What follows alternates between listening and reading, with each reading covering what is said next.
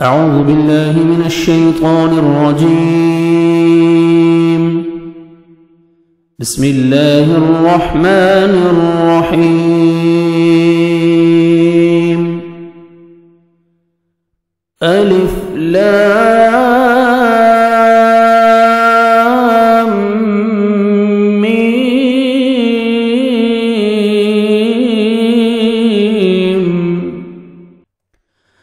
السلام علیکم ورحمۃ اللہ وبرکاتہ. سورۃ البقرہ اس کی ہم تفسیر کا آغاز کر چکے ہیں.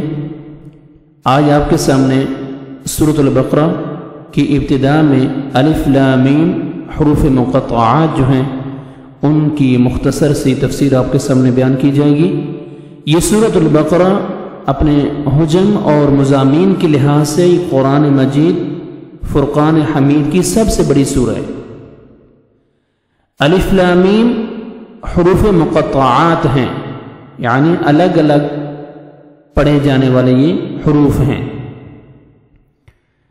مفسرین نے اپنی اپنی فہم و دانش کے مطابق کئی معنی لکھے ہیں، لیکن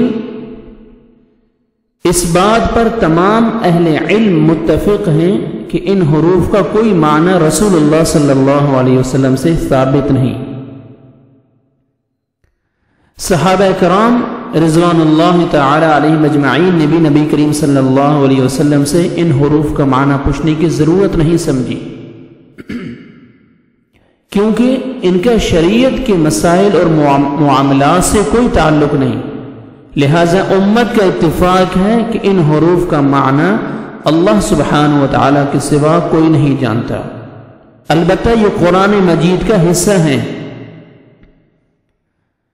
عبداللہ بن مسعود رضی اللہ تعالی عنہ رسول اللہ صلی اللہ علیہ وسلم بیان کرتے ہیں، رسول اللہ صلی اللہ علیہ وسلم نے فرمایا: من قرأ حرفا من کتاب اللہ فلہ بہ حسنہ والحسنة بعشر أمثالها لا أقول ألف لام ميم حرف ولكن ألف حرف ولام حرف وميم حرف.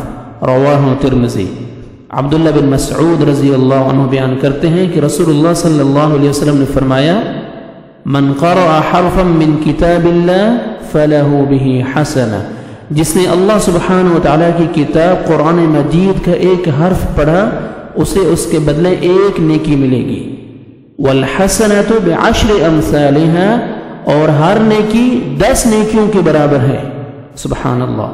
لا اقول الف لام میم حرف، آپ صلی اللہ علیہ وسلم فرماتے ہیں کہ میں یہ نہیں کہتا کہ الف لام میم ایک حرف ہے، ولکن الف حرف ولام حرف ومیم حرف، بلکہ الف ایک حرف ہے، لام ایک حرف ہے اور میم ایک حرف ہے. تو کتنے ہوئے؟ 3 حروف. تو ہر حرف کے بدلے 10 نیکیاں، تو یہ 30 نیکیاں ملیں گی پڑھنے والے کو. سبحان اللہ. تو یہ حروف مقطعات ہیں، ان کا کوئی معنی نہیں ہے، اللہ سبحانہ و تعالی ہی بہتر جانتے ہیں، لیکن یہ قرآن مجید کا حصہ ہیں. جو بھی پڑھنے والا اس کی تلاوت کرے گا 30 نیکیوں کا ثواب اسے ملے گا. الف لام میم 6 سورتوں کی ابتدا میں استعمال ہوا ہے، جیسے سورۃ البقرہ، سورۃ آل عمران، سورۃ العنکبوت، سورۃ الروم، سورۃ لقمان اور سورۃ سجدہ. یہ 6 سورہ ان کے شروع میں الف لام میم حروف مقطعات کی ابتدا ہوئی ہے.